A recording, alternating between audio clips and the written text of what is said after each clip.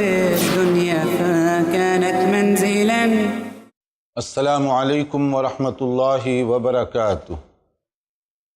الحمد للہ رب العالمین وصلی اللہ وسلم علی نبینا محمد وعلی آلہ وصحبہ اجمعین ومن تبعہ باحسان الی یوم الدین، اما بعد۔ محترم بھائیوں اور بہنوں، درس حدیث کے اس پروگرام میں مشہور کتاب مشکوٰۃ المصابیح کے ساتھ آپ کی خدمت میں حاضر ہیں۔ اس اہم ترین کتاب کی کوشش کی جا رہی ہے کہ ترتیب کے ساتھ ہر باب میں پائی جانے والی مختلف احادیث کا خلاصہ اور نچوڑ آپ کی خدمت میں پیش کیا جائے، تاکہ کم سے کم وقت میں حدیث رسول صلی اللہ علیہ وسلم کی زیادہ سے زیادہ باتیں آپ تک پہنچے سکیں۔ جو آدمی نبی کریم صلی اللہ علیہ وسلم کے اقوال، اعمال اور فرامین کو سمجھے، غور کرے اور اس پر عمل کرے، دنیا اور آخرت میں نجات اور کامیابی اسی کے لیے ہوگی۔ گزشتہ درس میں ہم نے ایسے چند خوش نصیب لوگوں کا ذکر کیا تھا جو قیامت کے دن اللہ تعالیٰ کی طرف سے خصوصی صاحبان میں جگہ پائیں گے۔ اللہ ہمیں ان خوش نصیب لوگوں میں شامل فرمائے۔ 7 قسم کے لوگ جن کے ساتھ یہ خصوصی معاملہ کیا جائے گا اس دن جب کہ نفسی نفسی کا عالم ہوگا، جب کوئی کسی کی پرواہ نہیں کرے گا۔ ہر ایک چاہے گا کہ اگر میری جان چھوٹ جائے، میری نجات ہو جائے تو پھر اس سے بڑی اور کوئی خوشی کی بات نہیں ہو سکتی۔ اس موقع پر کہا گیا سبعۃ یظلہم اللہ فی ظلہ یوم لا ظل الا ظلہ۔ صحیح حدیث ہے کہ 7 قسم کے لوگ ایسے خوش نصیب ہیں جنہیں قیامت کے دن VIP پروٹوکول ملے گا۔ اس میں ایک امام عادل، انصاف پسند حکمران، اور دوسرا وشاب نشأ فی عبادت اللہ، ایسا نوجوان جو بھری جوانی میں اللہ کی عبادت کرتا رہا۔ پھر تیسرا ورجل قلبہ معلق بالمسجد، کہ وہ آدمی جس کا دل مسجد کے ساتھ جڑا رہے۔ اذا خرج منہ حتی یعود الیہ، جب کسی کام سے نکلے تو واپس ادھر آنے کی جستجو اور فکر میں لگا رہے۔ اسی سلسلے کو آگے بڑھاتے ہوئے کہ مسجد کے ساتھ خصوصی جو تعلق ہے کہ مسجد اللہ کا گھر ہے اور یہ جگہ ہے اللہ تعالیٰ کی عبادت کی، ذکر و اذکار، قرآن کریم کی تلاوت، تعلیم دین اسلامی کی، اور اسی طرح سے اللہ کو راضی کرنے والے کام، یہ سارے مسجد کے اندر بہت اچھے انداز سے انجام دیے جاتے ہیں۔ مسجد سے تعلق کا مطلب ہے کہ وہ آدمی دین سے متعلق ہے، دین کے ساتھ اس کی فکر ہے اور وہ یہ کوشش کر رہا ہے کہ دین کے ساتھ جڑا رہے، اور جتنی دیر وہ مسجد میں گزارے گا اتنی دیر وہ شیطانی اثرات سے اپنے آپ کو بچائے رکھے گا، اتنی دیر لڑائی جھگڑا فتنہ اور فساد سے دور رہے گا۔ تو اس لیے مسجد کا یہ مقام، اور ویسے بھی ایک دین پسند مسلمان کے لیے مسجد کی حیثیت تو بہت زیادہ ہے کہ مسجد کے بغیر دینی سماج، یہ کیسے دینی سماج بن سکتا ہے؟ مسجد کے بغیر ہماری سوسائٹی یہ دینی کیسے ہو سکتی ہے؟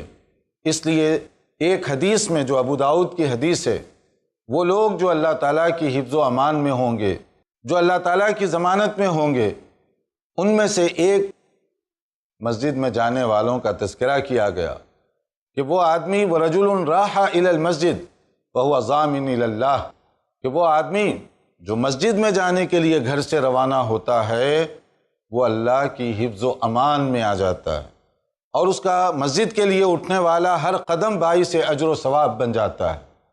ہر قدم جہاں اجر و ثواب کا باعث بنتا ہے، گناہوں سے معافی کا ذریعہ بھی بنتا ہے۔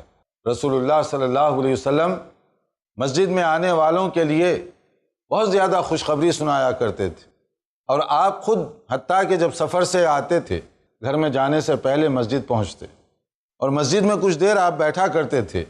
اس میں کئی حکمتیں ہیں، لیکن ایک مسجد کا مسلمان سے جو تعلق ہے وہ بھی ہے اپنے ساتھ۔ تو مسجد یہ ہمارے لیے، مسلمانوں کے لیے، چونکہ سینٹرل پوائنٹ کی حیثیت رکھتی ہے، ایک پلیٹ فارم کی حیثیت رکھتی ہے، تو مومن اس پلیٹ فارم کو چھوڑ کر زیادہ دیر تک نہیں رہ سکتا۔ اس لیے اس کا دل اس کے ساتھ ٹنگا رہتا ہے۔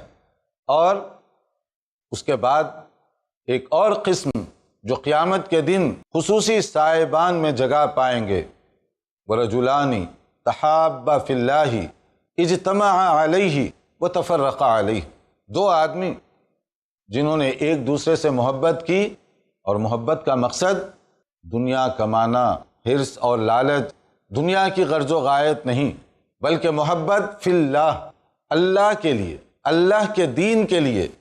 میری تم سے دوستی ہے اس لیے کہ تم بھی مسلمان، میں بھی مسلمان۔ میری تمہارے ساتھ کوئی وابستگی ہے خاندان کی بنیاد پر نہیں، رنگ اور نسل کی بنیاد پر نہیں، دین کی بنیاد پر۔ اگر یہ سوچ کا پیمانہ ہو جائے تو دین کا کتنا بول بالا ہوگا۔ تو جو لوگ دین کے لیے اس طرح سے ایک دوسرے سے محبت کرتے ہوں، قیامت کے دن ان کے ساتھ بھی یہ خصوصی معاملہ کیا جائے گا، کیونکہ اصول ہے الحب فی اللہ والبغض فی اللہ، کہ اگر کسی سے میری محبت ہے اللہ کے دین کے لیے، میں اسے اس لیے محبوب رکھتا ہوں کہ وہ دیندار ہے، میں اس لیے اس سے پیار کرتا ہوں کہ وہ دین کی عبادت کرنے سمجھنے والا اور اس کے کام کو آگے بڑھانے کا جذبہ رکھنے والا ہے۔ اور اگر کسی سے میری ناراضگی ہے تو اس کا تعلق بھی دین کے ساتھ ہے۔ تو دوستی اور دشمنی کے جو پیمانے ہیں یہاں پر، اس کی بنیاد دین کی ہے۔ رسول رحمت صلی اللہ علیہ وسلم جب مدینہ منورہ تشریف لائے تو آپ نے جو ہدایات جاری کی، عبداللہ بن سلام جو مشہور صحابی ہیں، جو اہل کتاب کے بیک گراؤنڈ سے ادھر آئے، انہوں نے کہا کہ میں نے جو سب سے پہلے آپ کی ہدایتیں سنی ان میں سے یہ تھا ایھا الناس افشوا السلام واطعموا الطعام وصلوا الارحام وصلوا باللیل والناس نیام تدخلوا الجنۃ بسلام، کہ لوگو تم سلام کو عام کرو، اسلام کا سلام، سلام محبت، سلام امن، سلام دوستی، اس کو عام کرو، چاہے کسی کو پہچانو یا نہ پہچانو، اور لوگوں کو کھانا کھلاؤ، ضرورت مندوں کو، محتاجوں کی خبرگیری کرو۔ اسی طرح سے اپنے تعلقات کو مضبوط کرنے کا بھی ایک ذریعہ ہے، صرف فقیر اور محتاج کو نہیں، باہمی دوستی، اور دوستی کو مضبوط کرنے کے لیے یہ کھانا ایک بہانہ ہے۔ اور پھر تیسری چیز جو اس کے اندر انہوں نے بتائی، جو گھر گھر کا ایشو ہے، گھر گھر کی پرابلم ہے، اور وہ کیا ہے؟ وصلوا الارحام، صلہ رحمی، رشتے ناتوں کی قدر کرو، اس کو جوڑو۔ اور ہمارے ہاں کیا ہوتا ہے؟ رشتے ناتوں کو توڑنے کی کوشش کی جاتی ہے، کاٹنے کی کوشش کی جاتی ہے، اور اس حدیث میں ان لوگوں کے لیے بشارت سنائی گئی جو اللہ کے لیے محبت کرتے ہیں، اللہ کے لیے لوگوں کو جوڑتے ہیں، اللہ کے لیے لوگوں کے ساتھ وابستہ ہوتے ہیں، ان کا اتنا بڑا رتبہ ہے۔ اور ہمارے کتنے ایسے بھائی اور بہنیں ہیں جو قریب ترین رشتہ داروں سے کٹے ہوئے، اور ناراضگی کسی خاص مقصد کے لیے نہیں، بعض اوقات بہت معمولی سی چیزوں کے لیے ناراضگی، بہت معمولی سی باتوں کے لیے ایک دوسرے سے الجھے ہوئے ہیں، ایک ہی علاقے میں رہنے کے باوجود زمانہ گزر جاتا ہے، نہ ملاقات، نہ آمد و رفت، نہ آپس میں کوئی تعلقات ان کے۔ تو کہا یہ جا رہا ہے کہ وہ لوگ جو بے لوث ہو کر دوسروں سے محبت کرتے ہوں اللہ کے دین کی خاطر، اور اگر کبھی کوئی اختلاف ہو جائے تو بھی دین کی خاطر ہوتا ہے، تو اللہ تعالیٰ ایسے بندوں کو کتنا پسند فرماتے ہیں۔ خود رسول اللہ صلی اللہ علیہ وسلم اپنے بعض صحابہ کرام، سب سے آپ کو محبت تھی، لیکن بعض اوقات آپ نے بتایا بھی ان کو کہ اے معاذ انی احبک، میں تمہیں محبوب رکھتا ہوں۔ کتنی بڑی بات ہے کہ رسول رحمت کی زبان رحمت سے یہ لفظ نکلے کسی صحابی کے لیے کہ میں تم سے پیار کرتا ہوں۔ اور یہ کیا تھی رشتہ داری؟ انصاری اور مہاجر، مکے کے رہنے والے اور مدینے کے رہنے والے، کیا محبت تھی؟ دین ہی کی تو تھی۔ اخوت اسلامی کا نبی صلی اللہ علیہ وسلم نے جو معاہدہ کیا، انسانی تاریخ کا انوکھا چیپٹر ہے، یونیک چیپٹر۔ مکے کے آنے والے، نہ کوئی تعلق، نہ کوئی رشتہ داری، لیکن الحب فی اللہ، اللہ کے لیے دوستی، وتحابا فی اللہ، اللہ کے لیے دونوں کی دوستی ہوئی۔ انہوں نے، انصاریوں نے بھی ایسے ہی ثبوت دیا۔ انصاریوں نے آنے والے مہاجر، پردیسی، اجنبی، اس کو اپنے گھر لے گئے، گھر کا ایک فرد بنا کر رکھا، بن مانگے کہ اپنی دولت اس کے سامنے رکھ دی، بن مانگے کہ اپنی زمین باغات کو 2 حصوں میں تقسیم کرنے کی آفر کی کہ میرے اتنے باغات ہیں، اس میں سے آدھا تم لے لو، آدھا میں رکھتا ہوں۔ عجبا عجبت لغفلة الإنسان قطع الحياة بي جس کے فضائل ثابت ہے وہ غائب ہے، جس کے ثابت نہیں ہے وہ ایسے دھڑلے سے چالو، اسی کو انتہا نہیں۔ اب کوئی یہ سوال کر سکتا ہے بھائی قرآن تو ہے نا، تو کیا ہوا پڑھ لیے تو، کیا ہوا گنتی طے کر لیے تو، کیا ہوا فکس تعداد بنا لیے تو، کیا ہوا ایک دن فکس کر لیے تو؟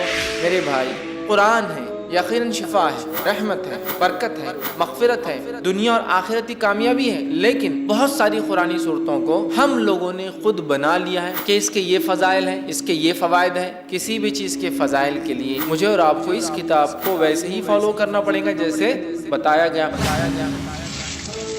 دیکھیے قرآن مجید کے بعض سورتوں کے فضائل۔ نان سٹاپ ایڈوکیٹ فیض سید کی اگلی نشست 21 مئی رات 8 بجے۔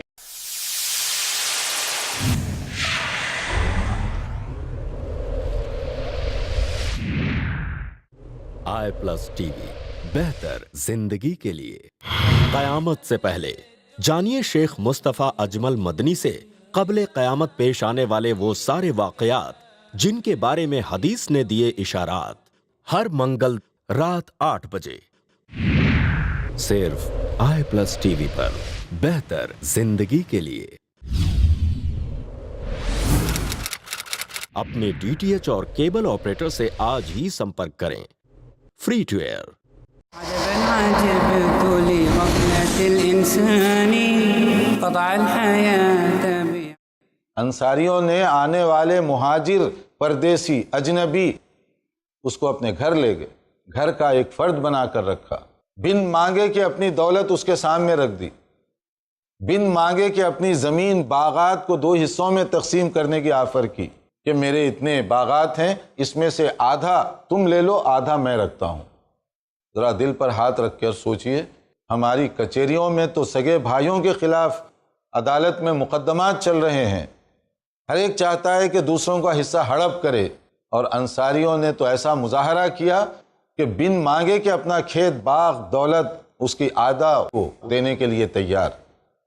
کون سی چیز تھی وہ تحابہ فی اللہ تھا، محبت اللہ کے دین کی خاطر۔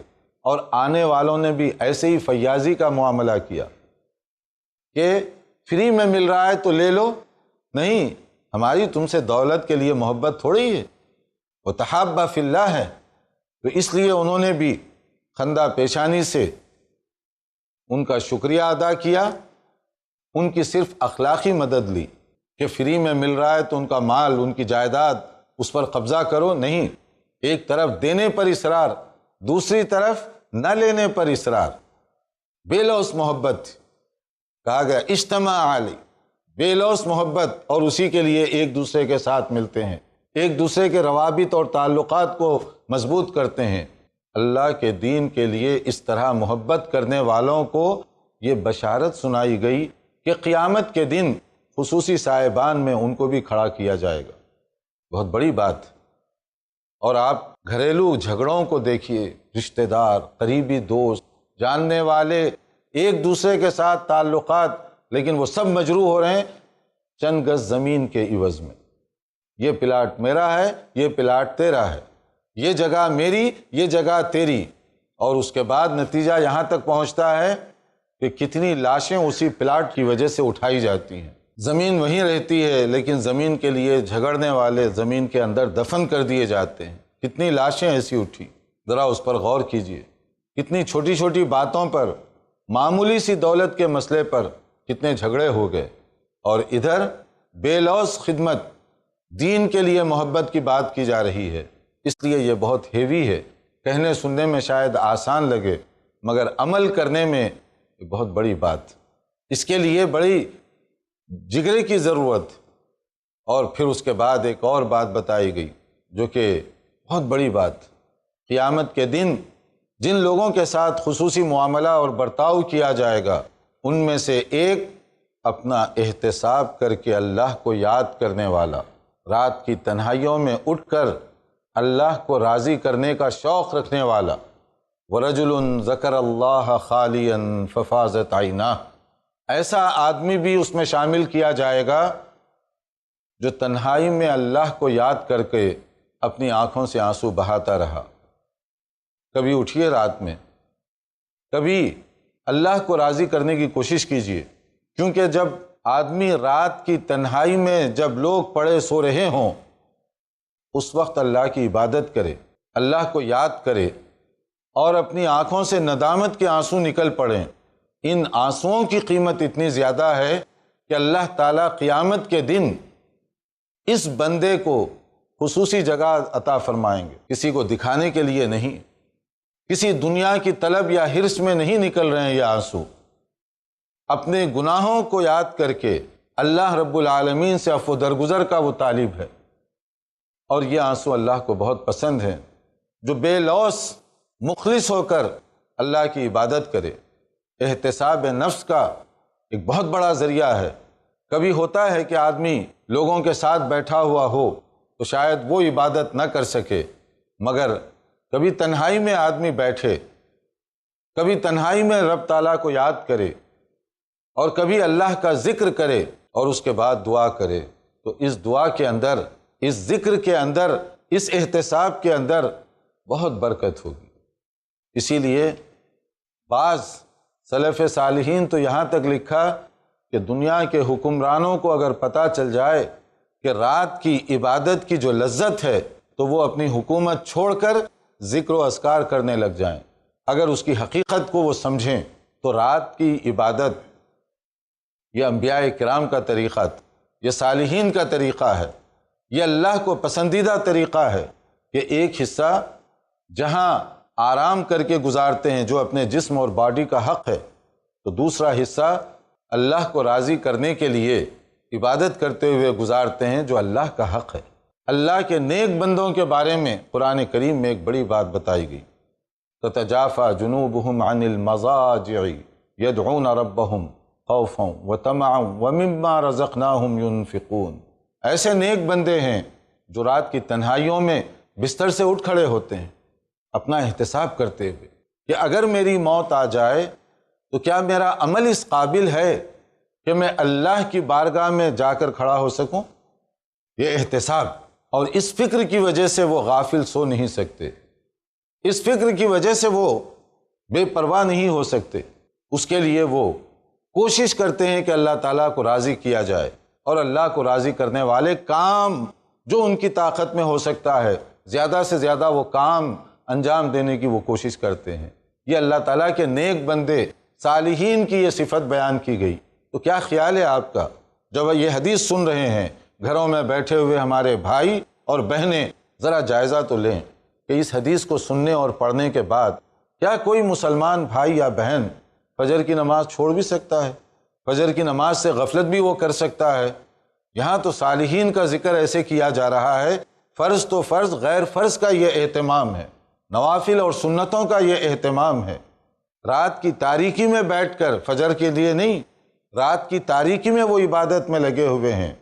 جیسے اسی پہلی حدیث میں جو بات کہی گئی تھی کہ نبی صلی اللہ علیہ وسلم نے جو مدینہ منورہ میں آنے کے بعد خصوصی واعظ و نصیحت فرمایا، اس میں ایک یہ بھی تھا، وَصَلُّوا بِاللَّيْلِ وَالنَّاسُ نِيَامٌ، اس وقت نماز پڑھو جب لوگ سو رہے ہوں، یعنی وہ غافل ہیں، اور تم رب تعالیٰ کو راضی کرنے کے لیے اپنی پیشانی سجدے میں لگائے رکھے ہو، تو اس وقت جو تم عبادت کرو گے تو اس کا فائدہ ہوگا۔ تدخل الجنت بسلام، کی امن، سکون، اطمینان کے ساتھ تمہیں جنت میں داخل کیا جائے گا۔ اس حدیث کے اندر بھی انہی لوگوں کے لیے بشارت سنائی گئی جو اس طرح سے رات میں اٹھ کر وَرَجُلٌ ذَكَرَ اللَّهَ خَالِيًا فَفَاضَتْ عَيْنَاهُ، رات میں اٹھ کر وہ اللہ کا ذکر کرے، تنہائی میں بیٹھ کر اللہ کو یاد کرے، اور اس کا اثر اس کے دل و دماغ پر ہو۔ اور پھر اس کے بعد ایک اور سیریس مسئلہ کہ قیامت کے دن جن کے ساتھ خصوصی معاملہ کیا جائے گا اس کے لیے کہا گیا کہ وَرَجُلٌ دَعَتْهُ امْرَأَةٌ ذَاتُ حَسْبٍ وَجَمَالٍ فَقَالَ إِنِّي أَخَافُ اللَّهَ، کہ وہ آدمی خصوصی صاحبان میں جگہ پائے گا جسے یہاں پر برائی کے سارے امکانات تھے اس کے سامنے، مگر اس کے باوجود اس نے کوئی برائی نہیں کی، امکان تھا، پاسبلٹیز تھی، مگر اس کے باوجود وہ اپنے آپ کو بچاتا رہا، پاک دامن رہا، سیرت اور کردار کی عظمت پر باقی رہا، برائی کے موقعوں کے باوجود اس نے برائی نہیں کی۔ کہا گیا وہ آدمی جس کو ایسی عورت حسن و جمال کا پیکر اور دولت کے اندر بھی کسی سے کوئی کم نہیں، وہ اسے کسی طرح سے ورغلا رہی ہے، کسی طرح سے اسے پھانسنا چاہتی ہے، مگر اس کی دینداری، اس کا تقوی، اللہ کا خوف وہ اسے روک رہا ہے۔ موقع ہے مگر اس کے باوجود وہ برائی کی طرف جانے کے لیے تیار نہیں۔ یعنی اتنا تقوی کہ اللہ تو دیکھ رہا ہے نا، کوئی ایسی جگہ ہے جہاں میں جاؤں اور اللہ تعالیٰ نہ دیکھے، اللہ کے علم میں وہ بات نہ آئے؟ ایسی کوئی جگہ نہیں، تو پھر برائی جا کر کہاں کیجیے؟ تو وہ آدمی جس کے سامنے برائی کے امکانات ہوں اور برائی سے بچے، اس کے لیے اتنی بڑی بشارت دی گئی، کیونکہ اگر تقوی نہ ہو تو وہ پھسل سکتا ہے اور وہ کوئی بھی کام ایسا کر سکتا ہے جو اللہ تعالیٰ کی بارگاہ میں اس کی ناراضگی کا سبب بننے والے ہیں۔ تو جو آدمی اپنے آپ کو بچائے رکھے، یہ تو انبیاء کرام، اولیاء اور صالحین کی صفت اور عادت ہے۔ دیکھیے قرآن کریم پڑھیے سورہ یوسف میں، حضرت یوسف علیہ السلام بہت بڑے نبی ہیں، ان کا درجہ بھی بہت اونچا ہے۔ دیکھیے اللہ تعالیٰ نے کس طریقے سے ان کی حفاظت فرمائی کہ جس گھر میں مصر کے جس محل میں ان کو رکھا گیا، وہ گھر والی خود اس کی نیت خراب ہو گئی، اس کے ارادے برے ہو گئے اور اس نے برائی کی طرف ان کو راغب کرنا چاہا، لیکن انبیاء کرام کو اللہ تعالیٰ کس طریقے سے بچاتا ہے۔ گناہوں سے وہ معصوم ہوتے ہیں، انوسنٹ، تو کیسے گناہوں سے بچا لیا گیا؟ کہا گیا وَلَقَدْ هَمَّتْ بِهِ وَهَمَّ بِهَا لَوْلَا أَن رَأَىٰ بُرْهَانَ رَبِّهِ، کہ وہ برائی کر سکتے تھے وہاں پر، ڈیمانڈ، اصرار اور ساری ظاہری انداز، مگر اس کے باوجود وہی جو بات ہے انی اخاف اللہ، کہ اللہ تو دیکھ رہا ہے، اللہ تعالیٰ کے علم میں ہے یہ بات۔ تو انہوں نے کیا فیصلہ کیا؟ حضرت یوسف علیہ السلام نے دھمکی کو قبول کیا، چیلنج کو قبول کیا، حتیٰ کہ کہا گیا تمہیں جیل میں بھیج دیا جائے گا، رائل فیملی اور رائل پیلس سے اٹھا کر پریزن میں ڈال دیا جائے گا، نہ کردہ گناہ کی سزا۔ تو حضرت یوسف نے اس موقع پر کیا کہا تھا؟ قال رب السجن احب الی مما یدعوننی الیہ، کہ یا اللہ جیل جانا گوارا ہے مگر اپنے دامن کو داغدار کرنا گوارا نہیں ہے، میں اپنی عزت پر آنچ نہیں آنے دوں گا۔ اور یہ اللہ کی خاص توفیق سے، وہ کہتے ہیں وما ابرئ نفسی ان النفس لامارۃ بالسوء الا ما رحم ربی، میں کوئی پارسائی کی بات نہیں کرتا، نفس امارہ سب کے ساتھ لگا ہوا ہے، اگر اللہ تعالیٰ کا کرم اور فضل نہ ہو تو کوئی برائیوں سے بچ نہیں سکتا۔ آدمی کو توفیق مانگنی چاہیے اللہ تعالیٰ سے، کوشش کرنی چاہیے کہ بچے، مگر توفیق آئے گی اللہ کی طرف سے۔ ایک بہت بڑی بات جو اس حدیث میں بتائی گئی، پڑھیے حدیث کو، سمجھیے حدیث کہ کیا کہا جا رہا ہے، ہماری زندگی سے حدیث بات کر رہی ہے۔ یہ گویا آئینہ نبوی ہے جو ہمیں دکھایا جا رہا ہے کہ قیامت کے دن ان لوگوں کے ساتھ جو خصوصی معاملہ کیا جائے گا، ان میں ایک جو بھری جوانی میں برائی کے امکانات کے باوجود برائی سے بچا رہا، جوانی کو داغدار نہ ہونے دیا، قیامت کے دن اللہ تعالیٰ اتنے راضی ہوں گے کہ اس کے لیے VIP پروٹوکول دیا جائے گا کہ وہ برائی سے بچتا رہا، امکانات کے باوجود اس نے برائی نہیں کی۔ چونکہ یہ موضوع بہت طویل ہے اور اس میں مزید کچھ باتیں باقی ہیں، لیکن ہمارا وقت چونکہ بہت ہی محدود ہوتا ہے تو یہاں پر ہم اپنا درس روکتے ہیں اور کوشش کی جائے گی کہ انشاءاللہ تعالی اگلے اپنے پروگرام میں اس حدیث کو مکمل کریں۔ انتظار کیجئے ہمارے اگلے پروگرام کا۔ والسلام علیکم ورحمۃ اللہ وبرکاتہ۔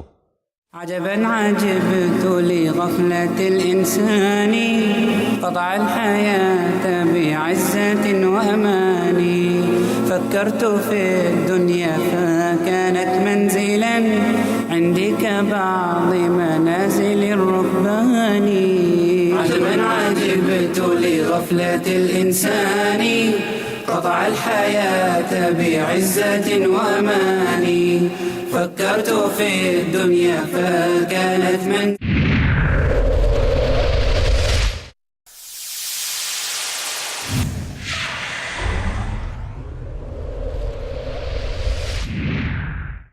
i+TV बेहतर जिंदगी के लिए।